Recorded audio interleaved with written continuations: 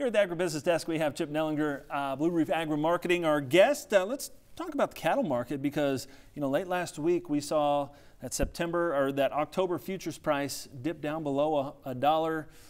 Where are we at on this? That was live cattle futures. Yeah, it was a rough week. It's been a rough several months in cattle. New lows, new contract lows. It's been a long time since we've been under $100 live cattle. Feeder cattle making new lows as well. It just seems like that the packer just is able to buy cash cattle steady to lower almost every week. So they have the upper hand right now. You know, I think as we get past fall, that starts to kind of fix itself, not immediately. But the problem is it's been kind of a bloodbath, for lack of a better term. There's been a lot of equity given back over the last 6 months here. So there's a real problem out there. We need to see cash cattle stabilize. I guess the one take home, the one bright spot is that feeder cattle prices have dropped a little bit quicker than fed cattle prices. So that's been something that's been needing to get back in line, and it has more room to go. But that is the silver lining, is that feeder cattle prices are cheapening up relative to fats. That's good news for the feedlot sector going forward. But unfortunately, there's no magic bullet here. It's just going to take some time, get through these numbers we have right now.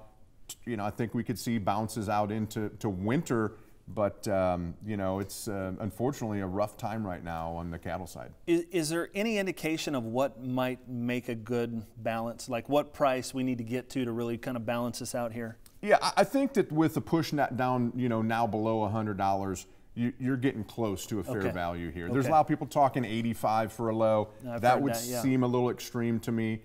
I think probably a more normal range. You know, you got to remember we're coming off all-time highs here, you know, within the last year or so.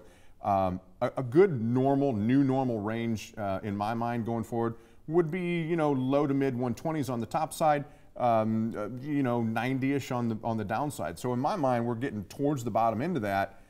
But the big picture is how quick can we bounce back? So you know, there's a lot of adjusting that needs to happen out there. Yeah, plenty of adjusting over the last year or so in this cattle market. For sure. Appreciate it, Chip. We'll be back with more Ag Day in just a minute.